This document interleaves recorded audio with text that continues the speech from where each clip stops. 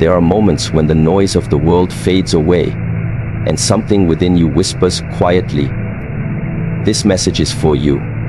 You might not expect it, you might not be ready for it, but deep down, your soul recognizes the voice.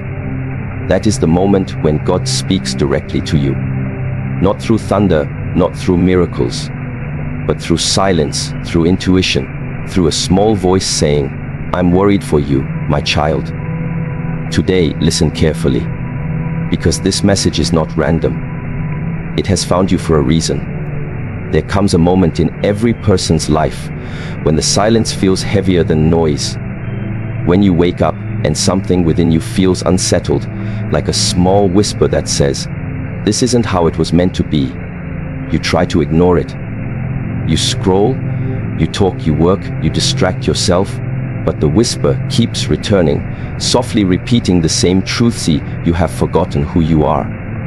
That is what worries God. Not that you've made mistakes, not that you've fallen, not that you've lost your way, but that in all the chasing, comparing, and surviving, you have drifted away from the essence that He placed within you. When God says, "I am worried," it's not like a human worry filled with panic. It's a divine ache, the kind of concern that a creator feels for what he created with love. Imagine an artist who paints something full of light, color, and meaning, but over time, dust settles on it until it becomes unrecognizable.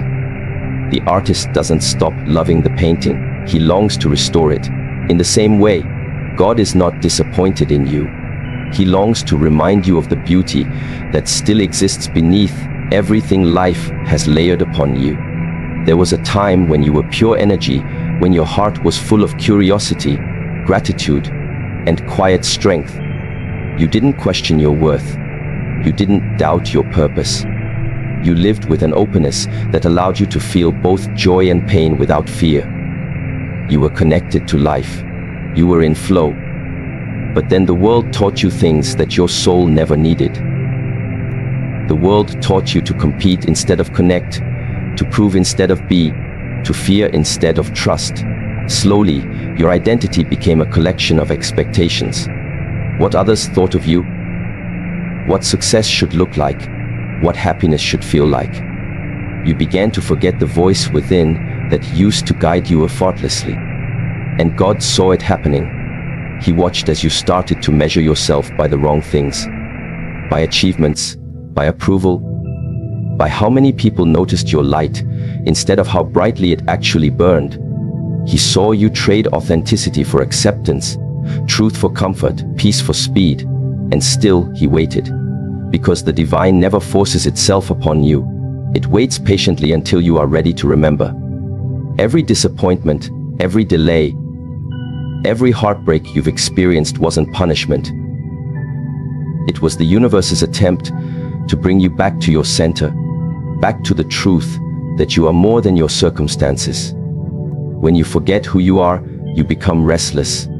You feel like you're searching for something but can't name it. You try new things, you move, you change jobs, you seek love, you chase goals.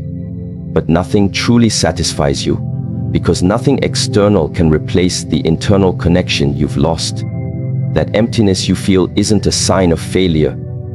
It's a divine reminder that your soul misses home. God worries because you mistake that emptiness for meaninglessness, when in truth, it's an invitation. It's Him knocking at the door of your heart saying, "Return to me. Return to yourself." You may think you've drifted too far, that the light inside you has dimmed too much to be rekindled. But the truth is, the light never goes out. It only gets covered.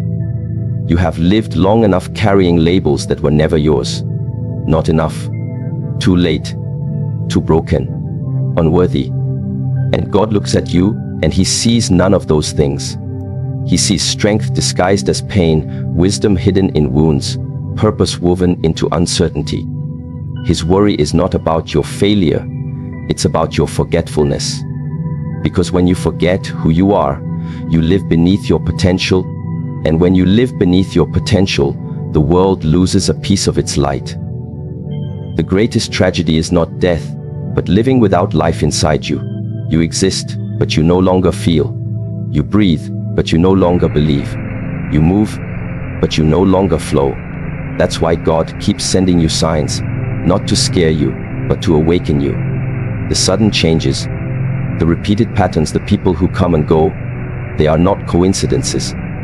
They are reminders. The discomfort you feel is sacred.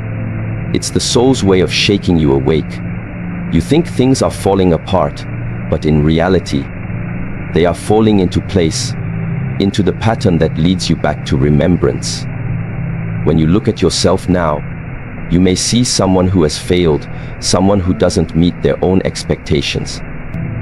But God sees a soul in transformation. He sees the fire that life has placed you through not as destruction, but as purification.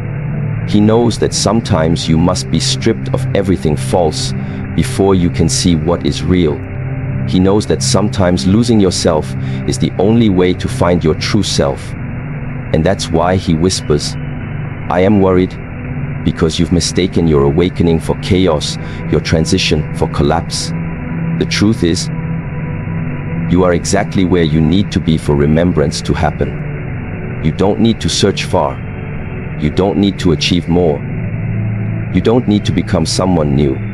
You just need to stop running and start listening. The soul doesn't speak in noise. It speaks in stillness. When you quiet the world long enough, when you stop chasing the next thing and simply sit with yourself, you will start to hear that familiar voice again. It may feel distant at first, like an echo, but it's there. It's always been there. And when you finally recognize it, you'll realize that God was never far away. He was within you, waiting for you to listen. The path of remembering who you are begins with honesty. Honesty about the ways you've hidden yourself, about the fear that drives your choices, about the loneliness that hides beneath your distractions. You cannot heal what you refuse to acknowledge. You cannot return home while pretending you're already there. God's worry is that you've become too comfortable with pretending. Pretending to be strong when you're tired. Pretending to be happy when you're empty. Pretending to have faith when you've quietly lost it. But the divine doesn't need your perfection. It needs your presence. It needs you to show up as you are, even if all you can offer is confusion and tears. That is where transformation begins. When you say, God, I feel lost. He doesn't turn away, he smiles. Because that's the moment you've stopped lying to yourself. That's the moment your heart opens enough for light to enter again. The first step back to who you are is not confidence. It's surrender. It's saying, I don't know how to find myself again, but I'm willing. And willingness is all God needs to begin his work within you. He doesn't ask for perfection. He asks for presence. He doesn't demand strength. He offers it. Think of the seed buried in the soil. In darkness, it could easily believe it's been abandoned. But that darkness is not its end. It's its beginning. You too are being planted, not buried. The worry of God is not that you're in darkness.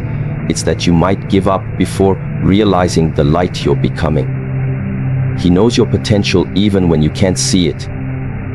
He knows your purpose even when you feel directionless.